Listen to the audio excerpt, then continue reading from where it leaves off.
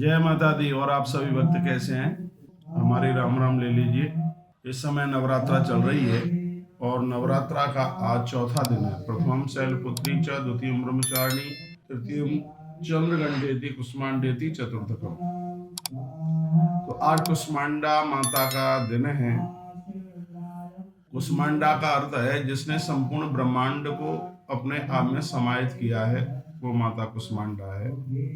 माँ की बंधन पूजा करने के द्वारा सब सिद्धियां ही मिलती हैं। इस वीडियो में हम प्रमुख रूप से चर्चा कर रहे हैं कि मैया जी के ऊपर चढ़ा हुआ निर्माल्य कैसे उतारा जाए और फिर उसको कहाँ रखा जाए, क्या किया जाए। माँ के ऊपर जो आपने फूल चढ़ाए हैं, पत्तियां चढ़ाई हैं, मालाएं चढ़ाई हैं, और उनको कैसे उतारा जावे और फिर उसको कहाँ क्या करें, ये ज़्यादा संदेह रहता है। तो मैं आज एक प्रमाण के साथ एक कालिका पुराण के माध्यम से यह जानकारी आपके बीच में मैं पहुंचा रहा हूँ और मुझे विश्वास है कि यह जानकारी आपको बहुत अच्छी लगेगी, बहुत बढ़िया लगेगी। तो कालिका पुराण अध्याय नंबर 55 और उसकी श्लोक संख्या 68 इसमें मैया जी के ऊपर चढ़े हुए निर्माल्य को उतारने की बात कही। इसमें कहा गया है कि रात्रि को माँ को शयन कराते समय उससे पहले निर्माल्य को उतारा जाए, और जिस समय निर्माल्य यानी फूल पत्तियां उतारी जाती हैं तो बोला क्या जाता है। बहुत लोग फूलों के ऊपर ही देवी देवताओं को सुला देते हैं, वो बिल्कुल भी ठीक नहीं है। रात्रि को भगवान को शयन कराने से पहले, पर्दा डालने से पहले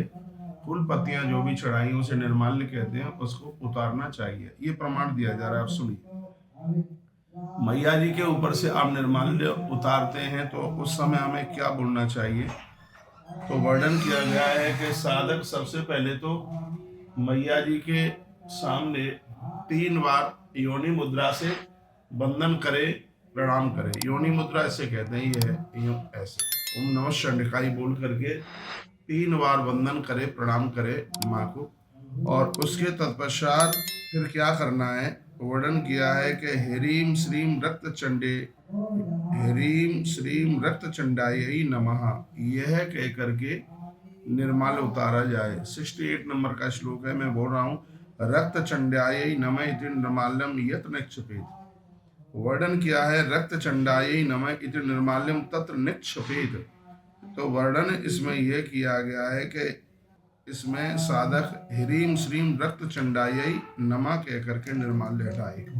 माँ को जिस समय आप निर्माल्य उठा रहे हैं, फूल पत्तियां उठा रहे हैं, तो उसमें यही बोलना है। क्या बोलना है कि ह्रीम श्रीम रक्त चंडायै नमः, ह्रीम श्रीम रक्त चंडायै नमः। यदि आपका कोई गुरु है और आपने गुरु मंत्र लिया है किसी महापुरुष से, आपने ओम सुना है, तो आप फिर इसमें ओम भी लगा सकते हैं। तो फिर आप बोल सकते हैं ओम ह्रीम श्रीम रक्त चंडायै नमः, यह कह करके आप निर्माल्य उतारिएगा। अब निर्माल्य का करना क्या बात ही आती है। तो कालिका पुराण में ही अध्याय नंबर 55 के 68 नंबर के श्लोक की अर्धाली में बात कही गई है कि जो आपने निर्माल्य उतारा है उसको कहीं ऐसे ही मत फेंक दीजिए। फूल पत्तियां जो भी आपने उतारी है उसको ऐसे ही न फेंकें, उसको एक जगह उसको इकट्ठा करें। फिर उसके तत्पश्चात उसको क्या करना है, तो लिखा है उदके तरमूले व निर्माल्यम तत्र संत्यजेत। तो इसमें वर्णन किया गया है कि जो आपने निर्माल्य उतारा है उसको या तो कहीं किसी जलाशय में उसको प्रभावित कर दीजिएगा। लिखा निर्माल्य को जल में, वो सरोवर है, नदी है, कोई भी है, स्पष्ट वर्णन है ना इसमें। उदके, उदक मन जल, उदके तरमूले, या फिर वृक्ष की शाखाओं पर, वृक्ष की जड़ों में, वृक्ष मूल पर निर्माल्य को रख देना चाहिए, ऐसा वर्णन किया गया है। वहां किसी के पांव न पड़े, किसी के पैर न पड़े, वहां कहीं किसी भी प्रकार की गंदगी ना हो। ये मैया जी के ऊपर से जो निर्माल्य फूल पत्तियां जो आपने उतारी हैं, या तो इसको जल में प्रवाहित कर दीजिए। आपके आसपास सरोवर है, नदियां हैं, तो इसको वहां आप सरोवर आदि नदियों में उसको आप प्रभावित कर सकते हैं। नहीं तो यह भी वर्णन किया गया है कि इसको वृक्ष मूल में भी इसको रख सकते हैं। पेड़ों के नीचे वृक्ष मूल में इसको आप, वृक्ष मूल में इस निर्माल्य को आप रख सकते हैं, जहां पर बस किसी के पाँव न पड़े, कहीं वहां पर कोई गंदगी ना हो, तो ऐसा कर सकते हैं। तो लिखा एवं यह पूजिए देवी विधानेन शिवाम नरः। यदि किसी ने विधान पूर्वक मैया को पूजा कर ली है तो मैया शीघ्र ही फल देती है, उसमें बिल्कुल देर नहीं लगती। लिखा एवं य पूजये देवीं विधानेन सिमाम नरा सोच ऋण लभेत कामान सर्वाने मनोगतान। भैया आपको मांगने में देरी लगेगी, लेकिन मैया जी को देने में बिल्कुल देर नहीं लगती, यदि उसको एक विधि के साथ, एक विधान के साथ में यदि आपने माँ का वंदन कर लिया है, पूजन कर लिया है, तो ये समझ लीजिएगा कि मैया जी को देने में बिल्कुल देर नहीं लगेगी। अगली वीडियो में मैं आपको यह भी निवेदन करूंगा कि मैया जी को हम कितनी बार प्रणाम करें। ये अगली वीडियो का आप इंतजार कीजिए। आज नवरात्रा का चौथा दिन है। आप सभी भक्तों को बहुत बहुत मंगलमय बधाई और शुभकामनाएं। माता कुष्मांडा आप सबके ऊपर बहुत बड़ी कृपा करे, बहुत आनंद हो जाए। आज का दिन हमारे लिए बहुत ज़्यादा प्रभावशाली है। माता कुष्मांडा गर्भ की रक्षा करती है, जीवों की रक्षा करती है, ऐसा प्रभाव माता कुष्मांडा का है। तो जो नवरात्रा का जो चतुर्थ दिन है, चौथा दिन है, वो अपने आप में बहुत ज़्यादा प्रभावशाली है। इस प्रकार से एक नारी गर्भ में अपनी संतान को धारण करती है और उसका पूरा का पूरा ख्याल रखती है, उसी प्रकार से संपूर्ण ब्रह्मांड को माँ ने अपने अंदर समाहित किया है। जैसे गर्भणी नारी अपने उदर में पड़ने वाले बच्चे का ध्यान करती है, उसी प्रकार से कुष्मांडा मैया आप अपने सभी बच्चों का, अपने बेटों का वो ध्यान रखती है। उसको कहीं बच्चों को, संतान को दिक्कत ना हो जाए, यह माँ उनका पूरा का पूरा ध्यान रखती है। कालिका पुराण में माता के 9 स्वरूपों का वर्णन किया है। तो इस वीडियो में तो हमने ये चर्चा की थी कि मैया के ऊपर चढ़े हुए निर्माल्य को कैसे उतारा जाए और फिर उसको कहाँ, कैसे उसको कहाँ रखा जाए। तो ये मैंने आपके बीच में ये निवेदन किया है।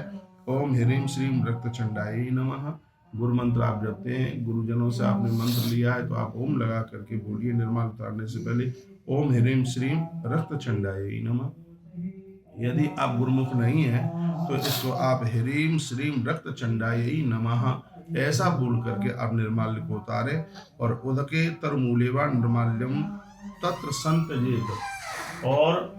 और उसको या तो आप जलाशय में उसको प्रवाहित कर दें या फिर उसको किसी वृक्ष के मूल में रख दें। ये ऐसा विधान श्री कालिका पुराण के अध्याय नंबर 55 के श्लोक नंबर 68 में ये वर्णन किया गया है। बहुत बहुत धन्यवाद आपका, आपने वीडियो को पूरा सुना। यदि आपको इसमें कुछ ठीक लगा है, कुछ बढ़िया लगा है, तो वीडियो को आगे जरूर भेजिएगा, जिससे और भी लोग इससे लाभान्वित हो सकें। जय माता दी। हमारे YouTube चैनल के साथ ऐसे ही जुड़े रहिए और अच्छी अच्छी अपडेट प्राप्त करते रहिए। पहली बार आप जुड़े हैं तो चैनल को सब्सक्राइब करना ना भूलें। जय माता दी। मैया आप सबका मंगल करे। अपना ध्यान रखिएगा। इन्हीं शब्दों के साथ इधर देखिए अखंड ज्योत जल रही है, अखंड ज्योत जल रही है। पूरा का पूरा दरबार बिल्कुल सजा हुआ है। मैया जी का पूरा दरबार सजा हुआ है, जो कि आप दर्शन कर पा रहे हैं। तो आप अभी मैया को अखंड ज्योत नहीं जला पाए तो सुबह शाम आप दिया जलाइए, जिससे माता रानी आते प्रसन्न होती है। इन्हीं शब्दों के साथ एक बार मैं पुनः आपकी श्रद्धा को प्रणाम करता हूँ और मैं अगली वीडियो बहुत जल्दी आपके पास में मैं भेज रहा हूँ, जिसमें हम मैया जी को कितनी बार प्रणाम करें। देवताओं को प्रणाम करने के लिए 24 मुद्राएं हैं।